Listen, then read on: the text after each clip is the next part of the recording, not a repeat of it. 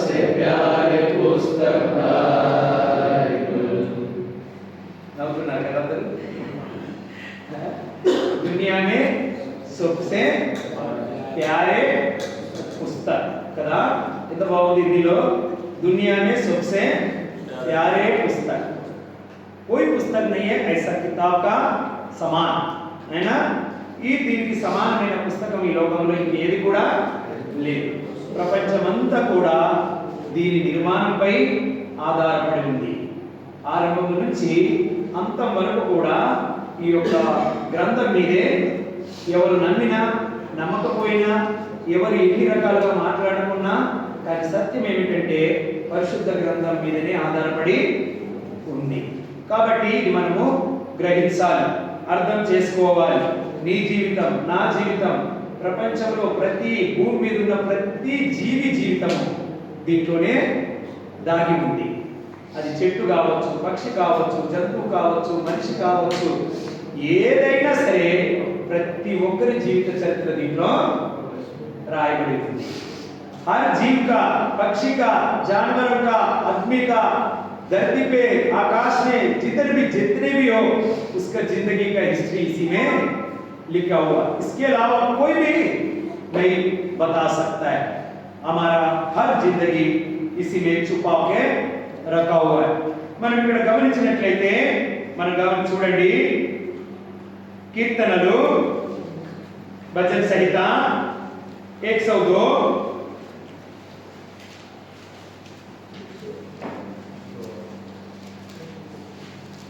102 102వ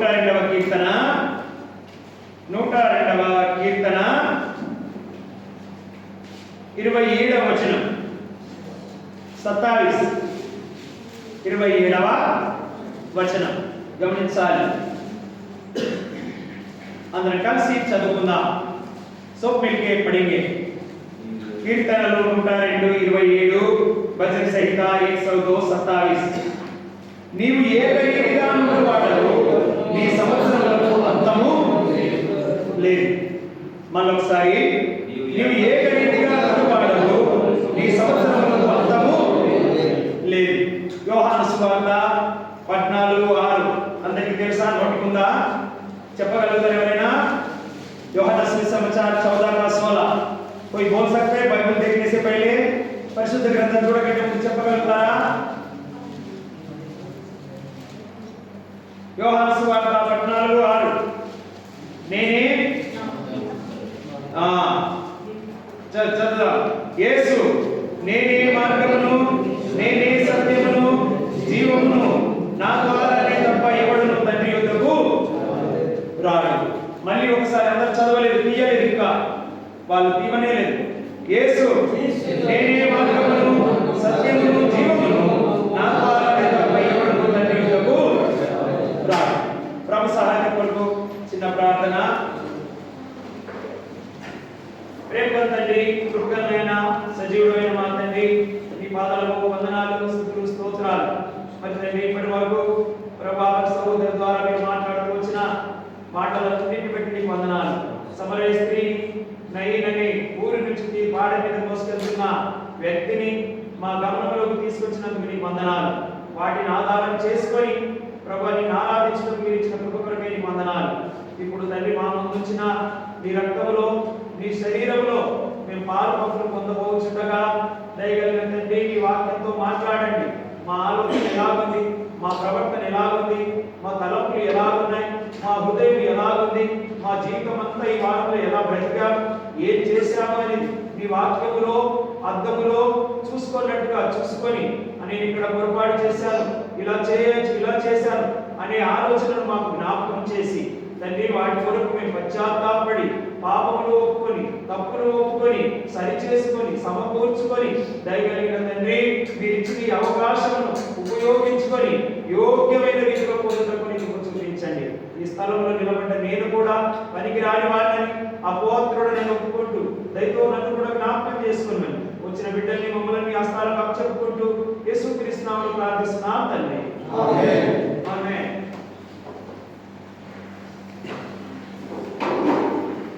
ఇక్కడ ఏమనంటున్నాడు దావీదు 102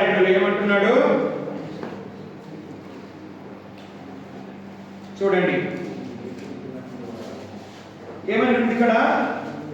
నీవు ఏకరీతిగా నుండువాడవు, నీ సంవత్సరములకు अंतम లేదు। परमेश्वर एक ही रीति से रहता है, उसमें कोई भेद नहीं है। ఆయనలో ఏ మార్పు లేదు, ఆయన ఒకే రీతిగా ఒకే వాడుగా ఉండే దేవుడు అయినాడు।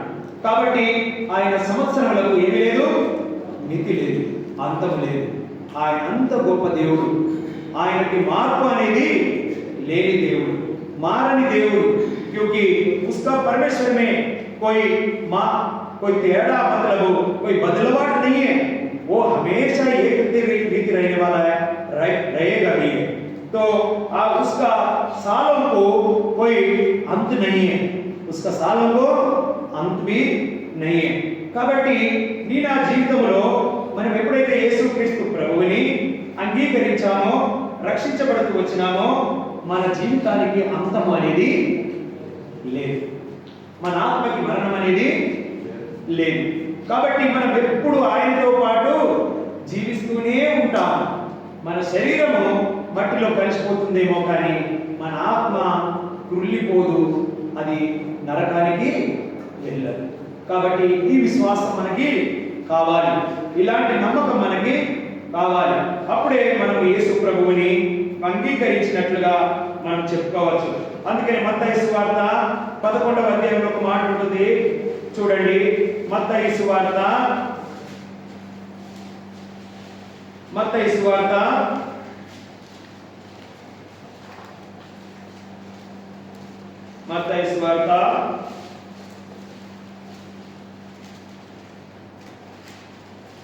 11వ అధ్యాయము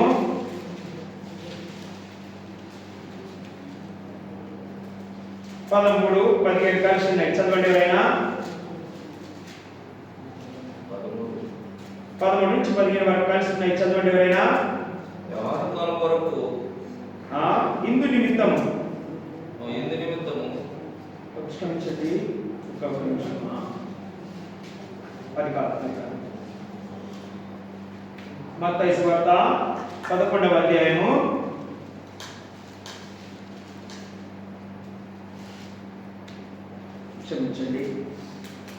13వ అధ్యాయం 13వ అధ్యాయము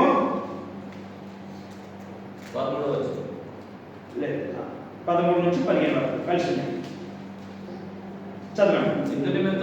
ఇందు నిమిత్తము నేను ఉపమాన రీతిగా వారికి బోధించుచున్నాను। ఈ ప్రజలు కనులారా చూచి చెవులారా విని హృదయంతో గ్రహించి మనసు త్రిప్పుకొని నా వలన స్వస్థత పొందకుండునట్లు వారి హృదయము త్రొవ్వినది, వారి చెవులు వినుటకు మందములైనవి, వారు తమ కన్నులు మూసుకొని ఉన్నారు। కనుక మీరు వినుట మట్టుకు విందురు గాని గ్రహింపనే గ్రహింపరు, చూచుట మట్టుకు చూతురు గాని ఎంత మాత్రము తెలుసుకొనరు అని యేషయా చెప్పిన ప్రవచనము వీరి విషయమై నెరవేరుచున్నది। కాబట్టి దేవుని బిడ్డలుగా మన పరిస్థితి ఎలా ఉంది? యేసు ప్రభువు స్వయంగా చెప్తా ఉంటున్నాడు, ఇందు నిమిత్తము నేను ఉపమాన రీతిగా వారికి బోధించుచున్నాను। అయితే ఏమంటున్నాడు? ఈ ప్రజలు కళ్ళారా చూస్తున్నారు, చెవులారా వింటున్నారు, హృదయంతో గ్రహిస్తూ ఉన్నారు, కానీ వారి మనస్సు మాత్రము తిప్పుకోవడము లేదు, వారి మనస్సు మాత్రము నిలకడగా లేదు। देखो देखो आंख से भी देखता है, कान से भी सुनता है, हृदय से ग्रहण करता है, लेकिन मन को नहीं पिराता है। मन को क्या करता है? नहीं पिराता है। मन మనసును మాత్రం తిప్పుకొనకుండా ఏమైపోతుందంట, వారి హృదయం ప్రొబ్బినదైపోయింది, చెవులు మందమైపోయినాయి, కన్నులు మూసుకున్నారు। हृदय क्या हो गया? चर्बी हो गया, और आंख बंद कर दिया, और कान सुनने का नहीं देता है। तो इसीलिए हमारा मन नहीं पिराता है। అందుకొరకే మన మనస్సు అనేది ప్రభు వైపు తిరగకుండా ఉంది। మన మనస్సు ప్రభు వైపు తిరగాలి అంటే ఏం చేయాలి? వినాలి, గ్రహించాలి, చూడాలి. ఈ 3 పనులు మనము చేయాలి. ప్రభు వైపు చూడాలి, ప్రభు మాటలు వినాలి, ప్రభు మన హృదయం ద్వారా దాన్ని గ్రహించాలి. అందుకే అంటున్నాడు యేసు ప్రభు, ఏమంటున్నాడు? నేనే మార్గము, నేనే సత్యము, జీవమును, నా ద్వారా తప్ప తండ్రి దగ్గరికి ఎవరికి వెళ్ళడానికి అవకాశము లేదు. మరి ఎలాగా మనం ఆయన చూడలేకపోతే, ఆయన మాటలు వినకపోతే, ఆయన మనం గ్రహించకపోతే మరి ఆయన ద్వారా మనం ఎలా వెళ్ళగలం? और उसको देख भी नहीं, और वो परमेश्वर बोलता है हमें मार्ग है, सत्य है, जीवन है, मेरे द्वारा ही तुम परमेश्वर के पास जा सकता है. तो हम देख नहीं पाता है, सुन नहीं सकता है, ग्रहण नहीं कर सकता है और हम अनपिराय नहीं सकता है, तो परमेश्वर के पास हम कैसे जा सकता है? जाने का मौका नहीं, మరి వెళ్ళడానికి అవకాశమే లేదు. మరి మన మనసును తిరుగుకోవాలి, మన ఆలోచన విధానాన్ని మనము మార్చుకోవాలని దేవుడు కోరుతా ఉంటున్నాడు. అందుకని ఒక ఉపమానం ఇక్కడ చెప్తూ వచ్చినాడు. చూడండి, एक उदाहरण बोलते आया, इसमें देखो बहुत बार इसको पढ़ा भी है हम लोग को, लेकिन अभी भी फिर पढ़ेंगे. देखिए इसी अध्याय में 13 अध्याय में ఈ 11వ అధ్యాయంలోనే 31 32 వచనాలు చదవండి. ఎవరైనా 31 32 31 32 అదే అధ్యాయంలో ఆయన మరి ఒక ఉపమానము వారితో చెప్పెను. పరలోక రాజ్యము ఒకడు తీసుకొని తన పొలంలో విత్తిన ఆవగింజను పోయినది. అది విత్తనములన్నిటిలో చిన్నదే గాని పెరిగినప్పుడు పూర ముక్కలన్నిటిలో పెద్దదై ఆకాశ పక్షులు వచ్చి దాని కొమ్మలందు నివసించునంత చెట్టు కదా. सरसों का बीज कितना रहता है? बहुत छोटा रहता है, उसको नीचे गिर जाएगा तो निकालने को बहुत मुश्किल होता है. लेकिन जब जमीन में डाल देता है वो पेड़ बन जाता है, तो जितने सब्जी का पेड़ पौधा है उससे पूरा बड़ा हो जाता है, तो उसके ऊपर पक्षी भी आके बैठ जाता है. प्रभु का वचन ये बोल रहा है. ఇక్కడ చూసినట్లయితే ఆవగింజ మనకి ఎంత ఉంటుందని చాలా చిన్నగా ఉంటుంది, కానీ అది భూమిలో మనం వేసినప్పుడు కూరగాయల మొక్కల కంటే అది ఎక్కువగా పెరిగి ఆకాశ పక్షులకు కూర్చుండే విధంగా సిద్ధపరచబడుతుంది. కాబట్టి మనం ఏ చిన్న స్థితి అని మనం కాదు ఆలోచించవలసింది, ఈ లోక సంబంధమైన స్థితి గురించి మనము ఆలోచించకూడదు. మనం ఆత్మీయంగా ఏ విధంగా ఉన్నామన్నదే ప్రాముఖ్యమైనటువంటి విషయం. ఆ ఆవగింజ ఫలించగానే ఆకాశ పక్షులకు అది ఆసరాగా ఉంది, అది నీడనిస్తుంది, దానిపైన కూర్చోవడానికి అవకాశం ఇస్తూ ఉంటుంది. నీవు నేను కూడా, యేసు ప్రభువు ఉపమానం ఎందుకు చెప్పాడు? నీవు నేను కూడా అనేకులకు ఆశీర్వాదకరంగా ఉండాలని దేవుని యొక్క ఉద్దేశం. మనం ఎంత చిన్న జీవితము పెద్ద జీవితము అన్నది కాదు ప్రాముఖ్యము. ఆవగింజంత విశ్వాసం ఉంటే మనం ఈ కొండని తీసి ఆ కొండ అక్కడికి వెళ్ళమంటే వెళ్తారు. దేవుని యొక్క వాక్యము సెలవిస్తూ ఉంటుంది. ఆవగింజను చాలా చురుకనగా మనం చూడకూడదు, చిన్న పెద్ద అని ఎవరిని మనము చూడకూడదు, ఉన్నవాడు లేనివాడని మనం ఎవరిని చూడకూడదు, జ్ఞానవంతుడు జ్ఞానం లేనివాడని మనం ఎవరిని చూడకూడదు, అందగాడు అందం లేదు కానీ మనం ఎవరిని చూడకూడదు. కాబట్టి మన జీవితంలో మన ఆత్మీయ జీవితం ఎలా ఉన్నదంటే చాలా ప్రాముఖ్యమైనది. పై రూపం అంతా ఒకనాడు మట్టిలో కలిసిపోయేది. ఆవగింజ భూమిలో పడితే ఏమైపోతుంది? దాని రూపమంతా కోల్పోయి ఒక మొలకను ఇస్తూ ఉంటుంది. నీవు నేను కూడా అంతే, పై రూపం అంతా కూడా ఒకనాడు పోతుంది. నూతన జీవమును పొందుకొని మన ప్రభువుతో ఉండబోతా ఉన్నాం. మన విశ్వాసము అది. కాబట్టి మనం ఎంత చిన్నవారమన్నది కాదు, మన ప్రభు కొరకు ఎలా ఉన్నామన్నదే ముఖ్యమైనటువంటి విషయం. అందుకని దేవుడు ఆ వాక్యాన్ని మన ముందుకు తీసుకొస్తూ వచ్చినాడు. ఒక మాట చూసుకుంటాం చూడండి. ఇంకో లూకా సువార్తలో, లూకా का सुसमाचार, लूका सुवार्ता, लूका सुवार्ता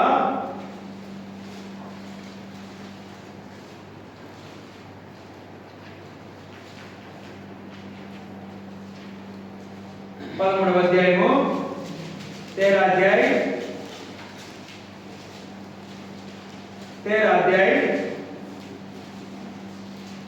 6 से 9 तक 6 నుంచి 9 వరకు అందరం కలిసి చదువుకుందాం. 6 నుంచి 9 వరకు మనం అందరం కలిసి చదువుకుందాం. మరియు ఆయన వారితో ఈ ఉపమానం చెప్పెను. ఒక మనిషిని ద్రాక్ష తోటలో అంజూరపు చెట్టు పెట్టి నాటబడి ఉండెను. అతడు దాని పండ్లు వెతకవచ్చినప్పుడు ఏమీ దొరకలేదు. కనుక అతడు ఇదిగో 3 ఏళ్ల నుండి నేను ఈ అంజూరపు చెట్టున పండ్లు వెతకవచ్చుచున్నాను కానీ ఏమీ దొరకలేదు. దీన్ని నరికివేయము, దీనివల్ల ఈ భూమి ఎలా వ్యర్థమైపోవాలని ద్రాక్ష తోట వాళ్ళతో చెప్పాను.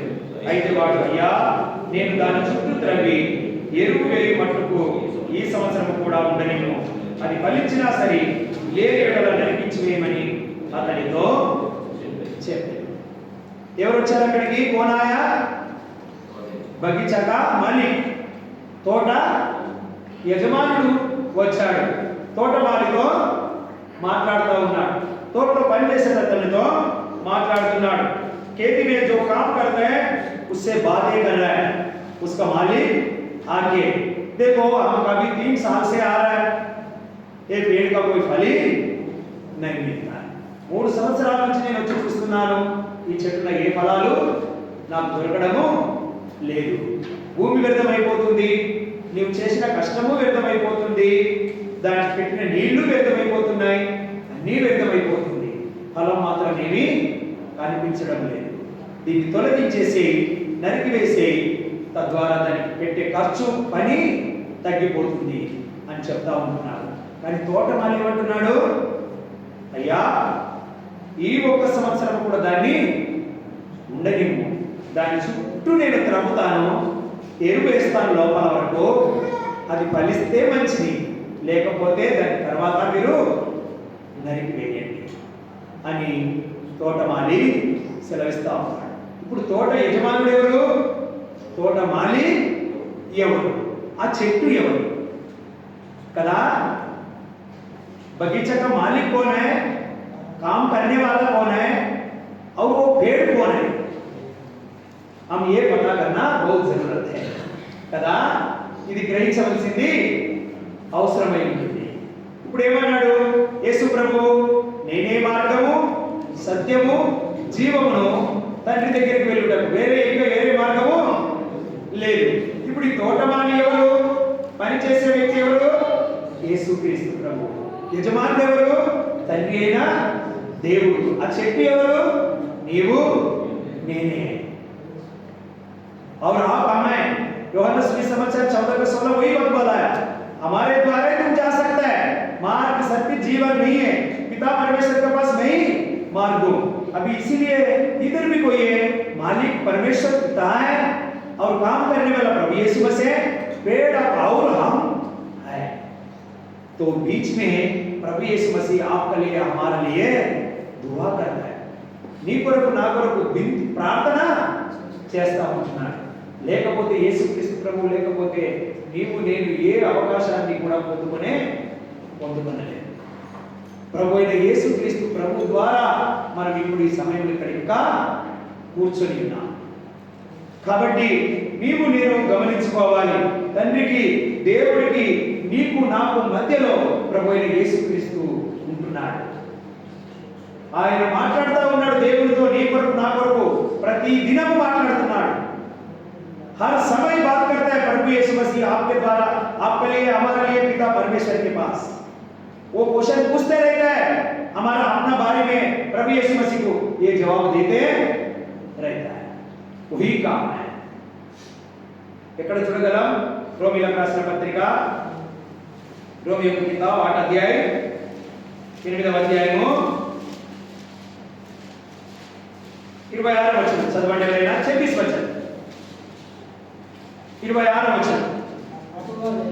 అటువలే చాలా జాగ్రత్తగా గమనించాలి. ఆత్మయు మన బలహీనతను చూచి సహాయము చేయుచున్నాడు.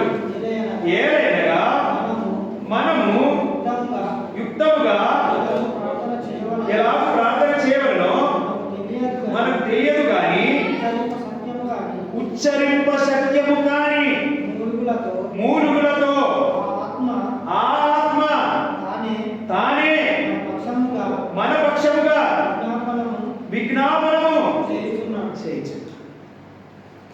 తండ్రి ఏమంటున్నాడు అక్కడ? తండ్రి అయిన దేవుడు వచ్చేసి దాన్ని నరికి వేయము, ఫలించట్లేదు, దానివల్ల ప్రయోజనం ఏమీ లేదు అని అన్నప్పుడు ఆయన అంటున్నాడు, అయ్యా నేను చుట్టూరుగా తాడుతా.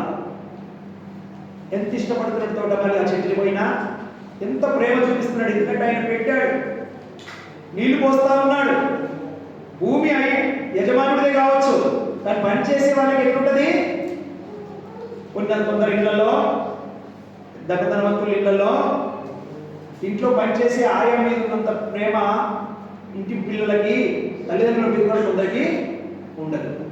ఎందుకంటే తల్లిదండ్రులు అప్పచెప్తారు, వాళ్ళ ఉద్యోగాలకు, వాళ్ళ బిజినెస్లకు వాళ్ళు వెళ్ళిపోతారు. ఇంట్లో పనిచేసే ఆవిడ ఏం చేస్తారు? తల్లిని కన్న తల్లిలా చూసుకుంటారు. ఆవిడపై కూడా అంతే ప్రేమను చూపించే కుటుంబాలు అనేకములు ఉన్నవి. కాబట్టి ఇక్కడ మనం గమనించుకోవాలి, ఇప్పుడు తోటమాలి ఎవరు? ప్రభువైన యేసుక్రీస్తు. పని చేస్తున్నాడు, ప్రాణం పెట్టాడు నీ కొరకు నా కొరకు. ఎవరు? ప్రాణము కలువరి సిలువలో ఆరాధన వర్తములు మనం చూసాంగా, నీ కొరకు నా కొరకు ప్రాణమే ఇచ్చేశాడు. సృష్టి అంతా దేవుడే, కానీ పనిచేసేది ప్రభువైన యేసుక్రీస్తు. కాబట్టి ఆయనకి మన మీద ఉన్న ప్రేమ, ఇంకా మన పట్ల ఎంతో గొప్ప ప్రేమ. ఆయన మూలుగుతూ విజ్ఞాపన చేస్తా ఉన్నాడు, నీ కొరకు నా కొరకు. మనం చేసిన తప్పుల కొరకు, మనం చేసిన పాపాల కొరకు, మనం ఆడుతున్న అబద్ధాల కొరకు మధ్యవర్తి అయి ఆయన నీ పక్షమున నా పక్షమున దేవుడితో పోరాడుతూనే ఉన్నాడు. కాబట్టే మనం ఇంకా ఈ విధంగా ఉన్నాం. ఆ చెట్టు కొరకు ఏ విధంగా తోటమాలి ప్రార్థన చేస్తున్నాడో, నేను ఇంకా త్రవ్వుతాను, దానికి ఎరువు వేస్తాను. కాబట్టి ఇంకా మనకు వాక్యం అనే ఎరువు ఇస్తూనే ఉన్నాడు, సంఘం అనే సావాసం ఇస్తూనే ఉన్నాడు. తన రక్త మాంసాలు మన దగ్గర పశ్చాత్తాపడుతూ తప్పులు ఒప్పుకుంటూ పాలు పొందే భాగ్యాన్ని ఇస్తూనే ఉన్నాడు. మారాలనేసి మన మనసు మారాలి. చెవులు మందంగా ఉన్నాయేమో, మన హృదయం క్రొవ్విందేమో, మన కన్నులు ఇంకా మూసుకొని ఉన్నామేమో, మన మనసుని ఇంకా తిప్పుకోవాలేమో మనం గమనించుకోవాలి. మన హృదయం క్రొవ్వితే ఆ క్రొప్పును తొలగించేది దేవుని యొక్క వాక్యం. మన కన్నులు తెరిచేది దేవుని యొక్క వాక్యం. మన చెవులకు వినిపించేది దేవుని యొక్క మాటలు. అప్పుడు మన మనస్సును తెలుపుకోవాలి. కాబట్టి దేవుని బిడ్డలుగా మనం గ్రహించుకోవాలి మన పరిస్థితి ఏమిటి. ప్రభువు మనకి మాట్లాడుతూనే ఉన్నాడు, అవకాశం ఇస్తూనే ఉన్నాడు. మనం నరకబడకుండా, నరకానికి వెళ్ళకుండా మనల్ని అడ్డుపడుతూనే ఉన్నాడు. కాబట్టి ఇది ప్రభువు ప్రేమ. ఆ తోటమాలి ప్రేమ ఎంత గొప్పదుందో ఆ చెట్టు పైన. ఇంకా నేను ఎరువేస్తానంటున్నాడు అంటే తెలియదని, ఇంకేదైనా శక్తి లోపం ఉందేమో, ఇంకెక్కడైనా బలహీనత ఉందేమో. అందుకే ఇక్కడ అంటున్నాడు, అటువలే ఆత్మయు మన బలహీనతను చూచి సహాయము చేయుచున్నాడు. మన బలహీనతను ఎరిగినటువంటి వాడు ప్రభువైన యేసుక్రీస్తు.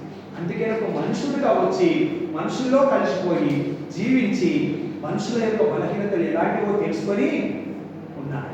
ఆయన కూడా మనుషుడిగా అనుభవిస్తూ వచ్చినాడు.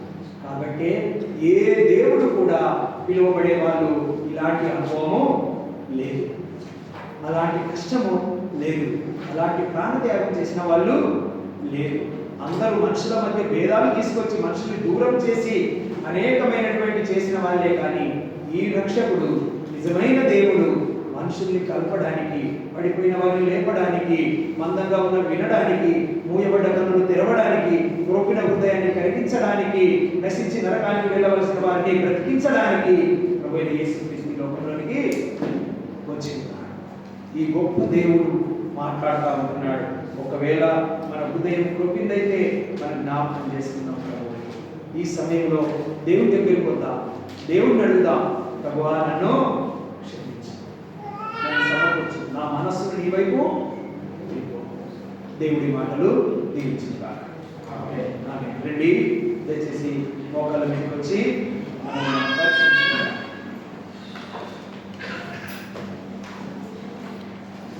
విన్నాము. ఆ వాక్యం ద్వారా, మాటల ద్వారా మనల్ని రక్షించుకుంటాం.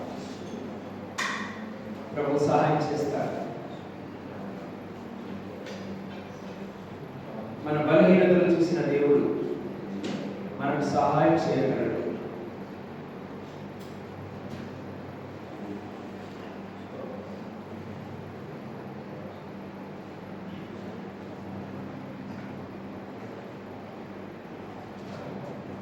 ఒక్క నిమిషం మనం అందరం మౌనంగా మన పరిస్థితిని మనం ప్రభువుకు అప్పచెప్తాం.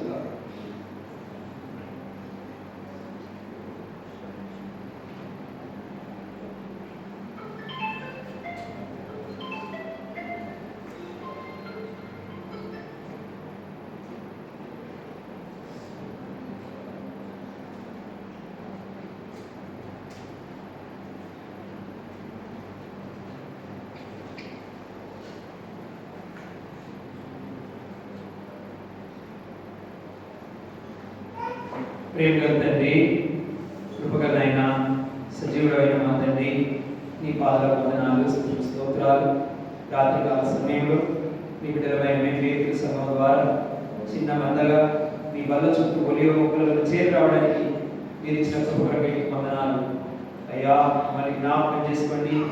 మాలో ఉన్నటువంటి మా హృదయంలో ఉన్న ప్రభువును, మూయబడ్డ కనులను తెరవండి, ప్రభువును తొలగించండి. మా చెవులు మందంగా ఉండి అవి తెరవండి, మా మనసును మీరే తిరిపమని ప్రార్థిస్తూ వస్తుంటున్నాను. అయ్యా, ఆ తోటమాలి వలె మా మధ్యవర్తిగా ఉండి మమ్మల్ని కాపాడుతున్నందుకు మీకు వందనాలు. ఫలించే చెట్టుగా చేయండి. మీ వాక్యమని ఎరువును మా హృదయంలో వేయండి. తండ్రి, మీ కృప చూపించండి. మా కొరకు ప్రార్థనలు, యాచనలు, విజ్ఞాపనలు మూలుగుచు చేస్తున్నందుకు మీకు వందనాలు చెల్లిస్తున్నాను. దయగల తండ్రి, మీ ప్రార్థన మీ యొక్క మూలుగు వ్యర్థం కాకుండా మమ్మల్ని మా యొక్క జీవితానికి జ్ఞాపకం చేసుకుని మీరు ఆకడానికి సిద్ధపరచండి. నీవే మార్గం, సత్యం, జీవమై ఉన్నామని, నీ ద్వారానే తప్ప ఇంకెవరు ఇక్కడికి పరలోక రాజ్యానికి మార్గం లేదని గ్రహించి తండ్రి, భయంతో భక్తితో బ్రతకడానికి మాకు నియమించండి. ఈ సమయాన్ని మీ స్థలంలో చెప్పుకుంటూ మమ్మల్ని కూడా జ్ఞాపకం చేసుకున్నాం. యేసుక్రీస్తు నామములో ప్రార్థిస్తున్నాం తండ్రి, ఆమేన్.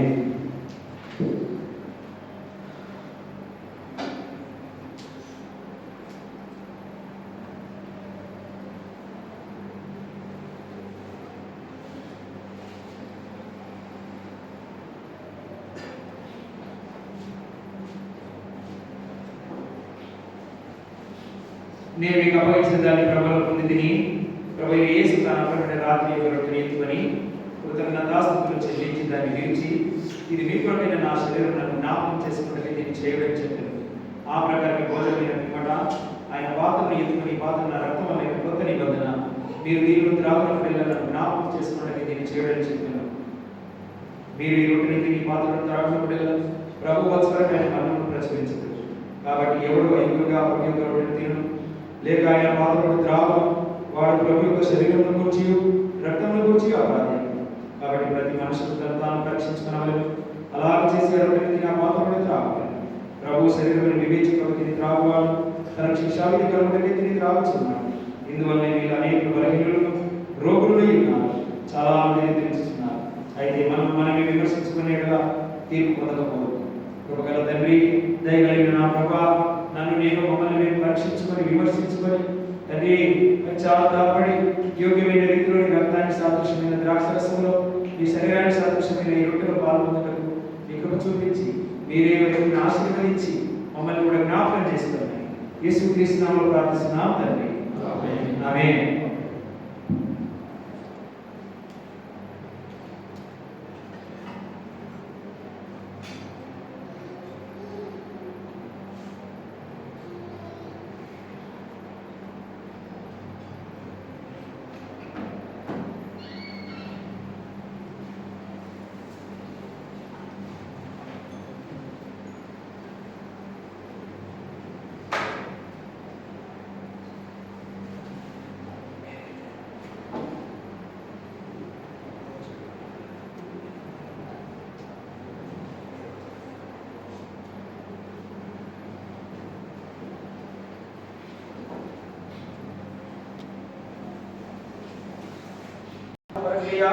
अपना दक्षिण हाथ पर उठाइए और प्रभु का लाभ शरीर आपके पास लेके आएगा।